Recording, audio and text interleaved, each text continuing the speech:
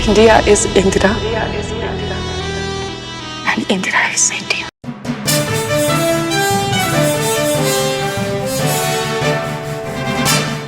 दोस्तों नमस्कार, स्वागत है आपका आज के कार्यक्रम में। बहुचर्चित बहुप्रतीक्षित फिल्म इमरजेंसी 6 सितंबर को रिलीज होगी या नहीं, इस पर सस्पेंस बरकरार है। पिछले साल ही जहाँ तक मुझे याद है कि फिल्म रिलीज होने वाली थी, लेकिन उसे पोस्टपोन कर दिया गया था एक बार, और फिर उसके बाद दोबारा पोस्टपोन हुई, फिर तीसरी बार। तो इस तरह से पोस्टपोन होते होते अब फाइनली 6 सितंबर को फिल्म फाइनल रिलीज होने वाली थी, लेकिन अब वो थोड़ा सा मुकदमों में और पचड़ों में फंस गई है। उसको अभी तक सर्टिफिकेट तक इशू नहीं किया गया है। इस बार जो सिख समुदाय को सामने रखा गया है, कुछ मुट्ठी भर सिखों को खड़ा करके, और बोला जा रहा है कि ये भिंडरा वाले जैसे आतंकी को एक्सपोज नहीं हो, इसलिए सिख उसके खिलाफ हैं। लेकिन वास्तव में एक्सपोज होने से किसको डर लग रहा है, सबको पता है। सिख तो इंदिरा गांधी के खिलाफ थे, और उनकी मौत के बाद जो कांग्रेसियों का जो सबसे ज़्यादा अत्याचार का शिकार हुआ वो सिख ही हुए, वो किसी से छिपा हुआ नहीं है। अब देखिए, इमरजेंसी जो है स्वतंत्रता के इतिहास के बाद सबसे काला, सबसे रक्त रंजित, सबसे विवादित इतिहास रहा है इमरजेंसी का, और वो एक ऐसा अध्याय रहा है कि उस पर आज तक कोई चर्चा नहीं हुई। छोटी छोटी घटनाओं को लेकर जो बॉलीवुड फिल्म बना रही है, बड़ी बड़ी फिल्में बना देते हैं, उन पर अवार्ड्स की बौछार हो जाती है, लेकिन इतनी भयानक घटना पर अभी तक कोई बड़ी फिल्म नहीं बनी। मतलब इक्का दुक्का, बहुत 1%। एग्जाम्पल के लिए दगड़ी चाल, अब तक 56, गैंग्स ऑफ वासेपुर, जिला गाजियाबाद, डॉन्स के ऊपर फिल्में बनी हैं, तवाइफों पर फिल्में बनी हैं, स्मगलर्स पर फिल्में बनी हैं, उनकी बायोपिक बनी है, मतलब जो अपराधी हैं उनकी। अब एक फिल्म आपको याद बताऊं कि एक आई थी फिल्म फिराक, 2008 में आई थी यह फिल्म, और बनाई गई थी गोधरा के जो दंगे हैं उन पर नहीं, गोधरा के दंगों के बाद मुस्लिम्स पर इसका क्या असर पड़ा है, उस तरह की फिल्में थी। और इसको यूपीए गवर्नमेंट में काफ़ी अप्रिशिएट किया गया था उस समय। इसको 2-3 सिंगापुर में कहाँ 2-3 जगह अवार्ड दिया गया, इवन पाकिस्तान तक में अवार्ड मिल गया इसको। और फिर भारत, जो हमारा भारत सरकार, यूपीए सरकार थी उस समय मनमोहन सिंह की, उसने 2 नेशनल अवार्ड दिया। ये नंदिता दास ने बनाई थी इस फिल्म को, और जो जतिन दास की बेटी हैं उन्होंने जो फायर फिल्म से जो बहुत चर्चा में आई थी, वो नंदिता दास ने इसको बनाया था। और ये इतना ज़्यादा इसको जो उनका इकोसिस्टम ने उसको इतना सपोर्ट किया जैसे कितनी बड़ी फिल्म हो, लेकिन उसके बाद फिर मतलब पब्लिक को नहीं उतना ज़्यादा पसंद आई, या पब्लिक में उतनी ज़्यादा चर्चा नहीं, लेकिन एक हो गया कि हाँ बहुत बड़ी फिल्म है, बहुत चर्चित फिल्म है, और बहुत हिम्मत वाला काम किया है उन्होंने फिल्म बनाकर। गुजरात में वो बैन थी, वो फिल्म गुजरात में नहीं दिखाई गई, लेकिन चला पूरे देश में एक प्रोपेगेंडा के तौर पर ये चली फिल्म। तो खैर, कहने का मतलब यह है कि कुत्ते, घोड़े, गधे, सब पर फिल्म बनी, हर एक टॉपिक पर फिल्म बनी, हर एक टॉपिक पर ध्यान गया लोगों का। पहलवान पर फिल्म बनी, तो दौड़ने वाले बच्चे पर फिल्म बन गई, वो गरीब बच्चों पर, मतलब झुग्गी में रहने वालों पर कई सारी फिल्में बनी। लेकिन इमरजेंसी, जिसने पूरे देश को एक तरह से झकझोर कर रख दिया था, लाखों लोग तबाह हो गए इससे, और स्टूडेंट हजारों बर्बाद हुए। मतलब कई अभी तक इमरजेंसी के मारे हुए जो परिवार हैं वो झेल रहे हैं, उनकी उसका दंश झेल रहे हैं। उस पर किसी फिल्म मेकर का ध्यान नहीं गया। अब ऐसा नहीं है कि कोई इन लोगों को, जो फिल्म मेकर्स थे उन लोगों को कोई डर था इससे, कोई ऐसा डरने वाली बात नहीं थी। लेकिन ज़्यादातर फिल्म मेकर्स जो हैं वो पपेट्स हैं, इसलिए वो एक इकोसिस्टम के पपेट हैं। उस इकोसिस्टम के कारण इन लोगों को लगता है कि इस तरह की फिल्में बनानी चाहिए जो उस इकोसिस्टम को सपोर्ट करे।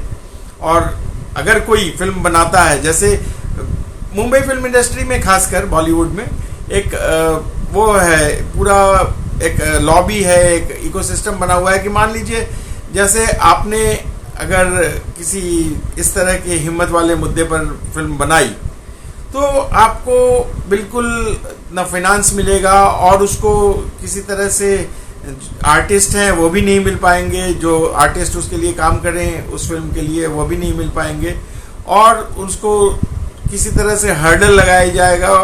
अब सेंसर बोर्ड में देख रहे हैं आपकी इमरजेंसी, अब 10-11 साल हो गया मोदी सरकार को, उसके बावजूद अभी तक इमरजेंसी को सेंसर से सर्टिफिकेट नहीं मिला है।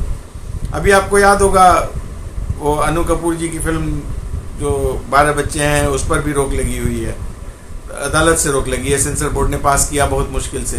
तो ये एक पूरा का पूरा इकोसिस्टम है जो उस तरह के निर्माताओं के खिलाफ काम करने लगता है, उनके अगेंस्ट काम करने लगता है। इतनी भयानक घटना हुई, लेकिन उस पर मुश्किल से इक्का दुक्का जो आपको उदाहरण मिलेंगे जिन्होंने इस पर फिल्म बनाने की हिम्मत की। कुछ इक्का दुक्का बने भी हैं, जैसे रेफरेंस के तौर पर इमरजेंसी का जिक्र किया गया जिसमें, और फिल्म या तो लव स्टोरी होगी या फिर किसी क्राइम या किसी बीमारी पर। अब उस इक्का दुक्का में इक्का फिल्म समझिए 2014 के बाद जो बनी थी मधुर भंडारकर की फिल्म इंदु सरकार, 2017 में रिलीज हुई है यह फिल्म।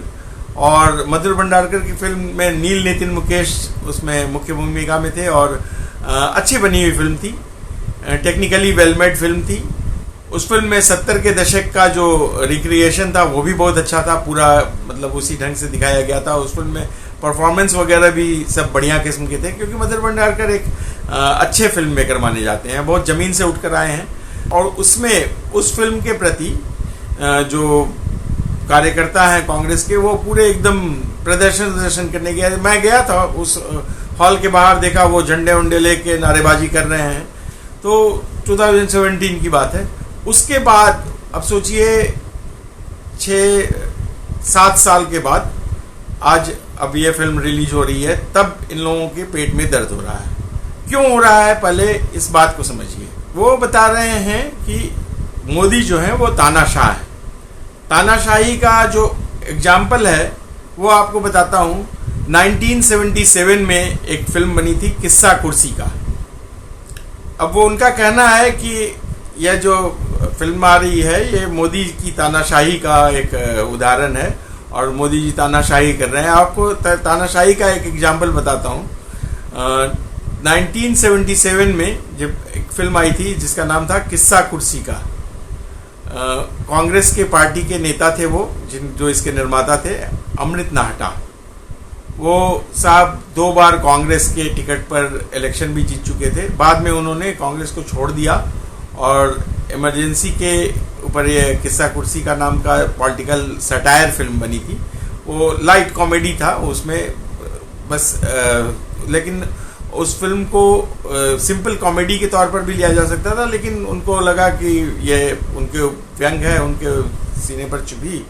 तो संजय गांधी ने इस फिल्म की जो प्रिंट्स हैं इस फिल्म के वो मंगवाया। वहाँ मारुति की फैक्ट्री बनी थी नई गुड़गांव में। तो सारे पूरे, तो सेंसर बोर्ड में जो मास्टर कॉपी होती है वो मंगवाई गई सेंसर बोर्ड से कि अगर मान लीजिए सिनेमा हॉल की प्रिंट्स तो जला देंगे, लेकिन वो मास्टर कॉपी तो रखी रह जाएगी, उसकी फिर वो दूसरी कॉपी बन सकती है। तो उसको मंगवाया गया। और उसके बाद उसको इमरजेंसी के दौरान 77 में गुड़गांव में जहां मारुति की फैक्ट्री बन रही थी वहां जमा किया गया। कहा जाता है कि संजय गांधी खुद बैठे थे सामने और एक एक प्रिंट को जलाया गया वहां पे। तो ये आलम था, और जबकि वो आपके कांग्रेस के नेता थे, उन्होंने बनाया था उसको। फिर बाद में जब इमरजेंसी चली गई थी 78 में, तो फिर इस फिल्म को दोबारा बनाया गया। अभी जो किस्सा कुर्सी का फिल्म है वो इस पर दोबारा बनाई गई हुई फिल्म है, और कहते हैं कि इसमें वो बात नहीं आई थी। तो खैर बहरहाल इकोसिस्टम ऐसा था उन लोगों का कि उस बात को जो पहली वाली फिल्म में थी उसको रिपीट करने की भी हिम्मत नहीं हुई, क्योंकि फिर भी सेंसर बोर्ड ने उस पर बहुत सारे ऑब्जेक्शन लगाए और बहुत सारे कट्स लगाए थे। इमरजेंसी हटने के बाद की बात कर रहा हूँ। बाद में इमरजेंसी की जांच के लिए शाह कमीशन बना था, जो उसने जांच किया 1977 में, इसके जो कांड हुआ था इसके बारे में जांच किया। तो उसने संजय गांधी को और वीसी शुक्ला को, जो उस समय आईएनबी मिनिस्टर थे, दोनों को फिल्म जलाने का दोषी पाया। ये ऑन रिकॉर्ड है। और विडंबना देखिए कि वही आज के सेकुलर, लेफ्ट लिबरल, वामपंथी वगैरह मोदी जी को डिक्टेटर कहते हैं, जबकि 2014 के बाद से ही सबसे ज्यादा प्रोपेगेंडा फिल्में बनी हैं और बीजेपी सरकार के रहते हुए रिलीज भी हुई हैं।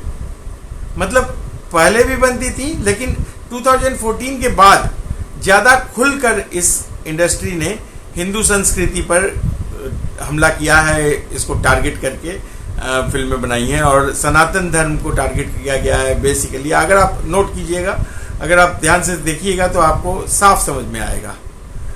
कट्टरपंथी जो 2-3 भगवा पहने हुए लोग होते हैं, उनको दिखा दिया जाता है कि वो करप्ट हैं, वो हिंसा में लिप्त हैं, वो अयाशी में लिप्त हैं। ये एक इनका इकोसिस्टम है। आपने वेब सीरीज ले लीजिए, फिल्में ले लीजिए, हर जगह देखिए कि एक भगवाधारियों को विशेष तौर पर बदनाम करने की एक बड़ी साजिश है। पहले थी, लेकिन ये मोदी राज के बाद और ज्यादा तेज हो गई है। फिल्में तो बनी ही, मोदी जी को गाली देकर कई लोगों ने अपना किस्मत बदल लिया और अपना करियर चमका लिया, चाहे वो स्टैंड अप कॉमेडियन के रूप में हो, पॉलिटिकल एनालिस्ट बनने के रूप में हो, या फिर मोदी जी को डिक्टेटर कहने वाले लोग हों।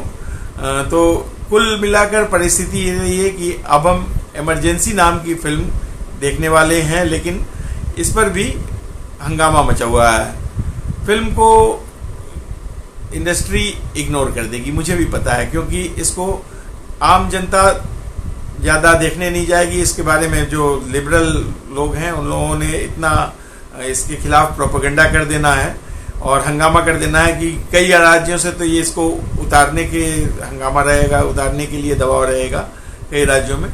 और कई राज्यों में इस पर मतलब जो प्रमोशन, इसका प्रमोशन भी बस एक कंगना रनावत को छोड़कर और कोई इस पर बोलेगा नहीं। और ज़्यादातर लोगों के लिए ये एक बोला जाएगा कि यह एक प्रोपेगेंडा है। अभी तो ये सिखों का नया ड्रामा शुरू हुआ, फिर कोई एक इसके पॉइंट्स खोजे जाएंगे, अदालतों में लटकाया जाएगा किसी तरह से। आप जान ही रहे हैं अदालत का हाल। अभी अन्नू कपूर की 12 बच्चे फिल्म आई थी, तो वो रिलीज नहीं होने दी गई। सेंसर बोर्ड ने उसको पास भी कर दिया था, फिर भी उसको रिलीज नहीं होने दिया गया। हालांकि मेरी भी एक जो पीड़ा रही है कि जो राष्ट्रवादी फिल्म मेकर्स जो कहे जाते हैं, वो जो फिल्में बनाते हैं वो बिल्कुल नीरस फिल्में बनाएंगे। अधिकतर जो राष्ट्रवादी विचारधारा की फिल्में होती हैं वो हिस्टोरिकल डॉक्यूमेंट्री साबित हो जाती हैं, ऐसी नीरस की कोई देखने नहीं जाए। और या फिर बनेंगी तो बी ग्रेड टाइप की फिल्में बनती हैं जो अपनी ही विचारधारा का मजाक उड़ाती रहती हैं, अपने ही पैर पर कुल्हाड़ी मारती रहती हैं। अधिकतर राष्ट्रवादी विचारधारा की फिल्म मेकर्स बिल्कुल निम्न स्तर के बी ग्रेड टाइप फिल्में बनाकर उसमें कुछ क्रिएटिव और क्रिएटिविटी वगैरह तो छोड़ दीजिए, बिल्कुल ही मजाकिया तरीके से कुछ फिल्में बनाते हैं। उनमें इंटरटेनमेंट का भौंडा और अश्लील तड़का तक डाल देंगे। कुछ इक्का दुक्का अच्छी फिल्में बनती भी हैं, तो वह जस्ट हिस्टोरिकल डॉक्यूमेंट्री टाइप होती हैं जो साफ सुथरी बनेंगी, तो उसको ऐसा बनेगा कि कोई देखने नहीं जाए उसको। अगर ओवरऑल देखा जाए तो केवल एक द कश्मीर फाइल्स को एक्सेप्शन मानता हूं मैं। वह एक्सट्रीमली वेल मेड फिल्म है, एक्सट्रीमली मतलब परफेक्ट फिल्म कही जाए तो वो कहा जाए। उसमें 99.9% मुझे उसमें ये दिया जाएगा, मार्क्स देना हो तो दे दूंगा मैं। उस फिल्म का नाम सुनकर ही आप देख लीजिए कि वामपंथ कैसे छटपटाने लगते हैं। द कश्मीर फाइल्स एक एक्सेप्शन है, परंतु मेन स्ट्रीम फिल्मों की बात नहीं कर रहे हैं। मैं देखिए जैसे RRR, बाहुबली वगैरह तो मेन स्ट्रीम की फिल्में हैं। बाकी फिल्मों में जो नए नए कुछ फिल्म मेकर्स ने बनाई हैं, अधिकतर की जो वो है वो बी ग्रेड टाइप की ही फिल्में हैं।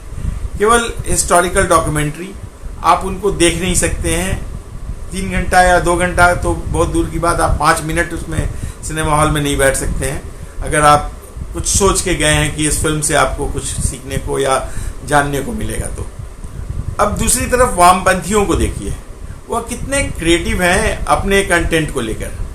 अपने क्राफ्ट को लेकर अपने वो हॉरर कॉमेडी बनाएंगे, कुछ मर्डर मिस्ट्री बनाएंगे, सस्पेंस थ्रिलर बनाएंगे, रोमांटिक ड्रामा बनाएंगे, एक्शन कॉमेडी, चाहे अलग अलग जॉनर की फिल्में बनाएंगे, लेकिन उनका जो तरीका है वो सटल वे में उन्होंने आपके ऊपर भी हमला करना है, आपकी परंपराओं पर हमला करना है, आपकी जो पूजा पद्धति है उस पर हमला करना है, उसका मजाक उड़ाना है, कुछ इस तरह से वो फैमिली ड्रामा। अब कुछ दर्शक हैं वो फैमिली ड्रामा देखना चाहते हैं, कुछ तो वहाँ वो धार्मिक रीतियों का मजाक उड़ा दिया जाएगा। अगर किसी को रोमांटिक देखना पसंद है फिल्म, तो वह भी वहाँ किसी देवी देवता के मंदिर में अश्लील डांस दिखा दिया जाएगा।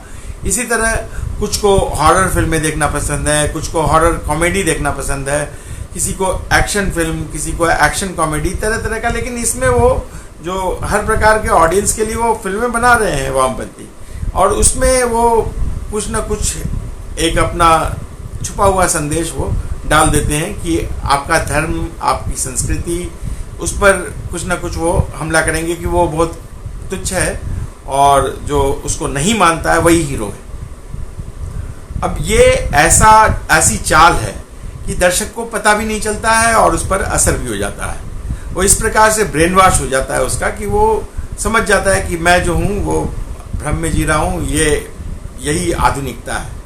अब इस प्रोपेगेंडा में राजनीतिज्ञ जो हैं उनको वो बना दिया जाएगा, विलेन बना दिया जाएगा या कॉमेडियन बना दिया जाएगा। आपकी जो वो हैं जिसको आप आइडियल मानते रहे हैं, उनको उनका व्यक्तित्व हनन कर दिया जाएगा, उनके व्यक्तित्व को खत्म किया जाएगा। राष्ट्रवादी फिल्म मेकर्स में वर्क्स या तो है नहीं या कुछ हैं भी तो इक्का दुक्का, बस हिस्टोरिकल डॉक्यूमेंट्री जैसा आपको बताया मैंने। तो दूसरा एक बहुत बड़ा वर्ग है जो युवा वर्ग है, जिसको कोई रुचि नहीं है इस तरह की हिस्टोरिकल या जो नीरस फिल्में हैं उनमें। वो लोग स्टोरीज देखना चाहते हैं, रोमांटिक ड्रामा हो, हॉरर कॉमेडी या हॉरर फिल्में, सस्पेंस थ्रिलर, मर्डर मिस्ट्री, इस तरह की फिल्में वो देखना चाहते हैं। लेकिन उनको बोल दिए, मतलब ये जो राष्ट्रवादी मेकर्स हैं, इन लोग उस तरह का इंटरटेनमेंट नहीं देंगे, तो उनसे वो दूर होते चले जाते हैं। अपना मैसेज भी दिया उन्होंने अगर फिल्म में खर्च करके, तो उसका कोई फायदा नहीं होता है। वो क्रिएटिविटी नहीं है कि वो पहले उनको अप्रोच करें, उसके बाद अपनी बात रखें, और वो डालेंगे तो एकदम वो भाषण की तरह डालेंगे, जिस तरह से मतलब लोग को साफ समझ में आए कि ये बातें हमको उपदेश के तौर पर दी जा रही है, जिनका कोई वास्तविक अर्थ नहीं है, और उसी तरह से दी भी जाती है। जो मैसेज है उसी तरह से दिया भी जाता है। उसके लिए कोई जो क्रिएटिविटी है वो उन लोगों में नहीं है। उन लोग हॉलीवुड को भी फॉलो कर लें अगर, तो भी कुछ उसमें वो अपना संदेश पहुंचा सकते हैं। लेकिन इन लोग जो हैं कुछ नहीं, अपने आंख पर पट्टी बांध के रहना इन लोगों को ज़्यादा पसंद है। अगर देखिए कई सारी हॉलीवुड फिल्मों को अगर आप उदाहरण के तौर पर देखिए, तो उसमें हिस्टोरिकल बातें किस तरह से एक रेफरेंस के तौर पर लेते हैं, और उसके बाद एक्शन कॉमेडी या फिर फ्लैशबैक में बस पुराने समय के सीन्स दिखाते, फिर आम ऑडियंस के सामने अपने पॉइंट ऑफ व्यू को प्रस्तुत करते हैं। तो इमरजेंसी की बर्बरता को दिखाने के लिए भी कुछ ना कुछ तो क्रिएटिव तरीका अपनाना चाहिए था अभी तक फिल्म मेकर्स को, लेकिन इन्होंने किया नहीं। आप बस एक तरह की फिल्में बनाएंगे जो बिल्कुल ऑडियंस तक अप्रोच नहीं कर पाए, ऑडियंस से कनेक्ट नहीं हो पाएगी, उसी तरह की फिल्में वो बनाते हैं। तो ये फिल्में जो है वो असर नहीं डाल रही हैं। बाकी कंगना रनावत की बात करें तो अल्ट बालाजी का जो लॉकअप शो को उन्होंने होस्ट किया था, तो उनके प्रति मेरी कम से कम इज्जत उतनी रह नहीं गई है कि वो कुछ आइडियल हो समाज में। ठीक है, वो बीजेपी की सांसद हैं, नेता हैं, लेकिन वो कॉम्प्रोमाइज़ करने वाली तो वो पहले से ही रही हैं। उनका फिल्म इंडस्ट्री में बहुत बदनामी भी हो चुकी है, उनकी होती रही है, तो वो उनका पर्सनल मैटर है। लेकिन यह फिल्म जो है यह एक हिम्मत वाला काम है, और इस काम को सपोर्ट करना चाहिए। तो इमरजेंसी को लेकर हम और चर्चा करेंगे। अगर फिल्म रिलीज होती है 6 सितंबर को, तो विस्तार से इसके बारे में जानेंगे। और यहाँ पर ट्रेलर में जितनी भी बातें आप सुन रहे हैं वो खालिस्तान को लेकर, India is Indira, Indira is India वाला, ये सब तो मैंने देखा है अपने बचपन में। उस समय मैं छोटा था जब इमरजेंसी लगी थी तब। तो कई सारी बातें ऐसी हैं जो कांग्रेस के नेताओं द्वारा पुस्तकों में भी लिखी गई हैं। अब मुझे तो याद है, और आप रेफरेंस में देखिएगा वो मिल जाएंगी आपको। इंदिरा गांधी के द्वारा ही उस समय कही गई थी, इंदिरा गांधी ने भी कुछ लिखी है, वो ऑफिशियल डॉक्यूमेंटेड है, उसको आप चेंज नहीं कर सकते हैं। इस फैक्ट को कोई नकार नहीं सकता है। यहाँ पर दिखाई गई हैं जिनको यहाँ पर दिखाया गया है इमरजेंसी में। अब इसमें जो अभी तक जो ट्रेलर देखकर जो रुझान दिख रहा है कि क्रिएटिविटी अच्छी है, फिल्म का जो बनाने का तरीका, प्रस्तुतिकरण है वो भी बहुत अच्छा है। फिल्म की कास्टिंग भी बढ़िया लग रही है। अगर इस 6 सितंबर को रिलीज हो जाती है तो फिर उसके बाद हम लोग विस्तार से इस पर चर्चा करेंगे। बाकी इस फिल्म के बारे में आपके क्या विचार हैं हम जानना चाहेंगे कि आप कमेंट में हमें बताएं, और अगर आपको ये कार्यक्रम अच्छा लग रहा हो तो इसे शेयर करें। अगले कार्यक्रम में फिर किसी मुद्दे पर आपसे चर्चा होगी। तब तक के लिए धन्यवाद। जय श्री राम।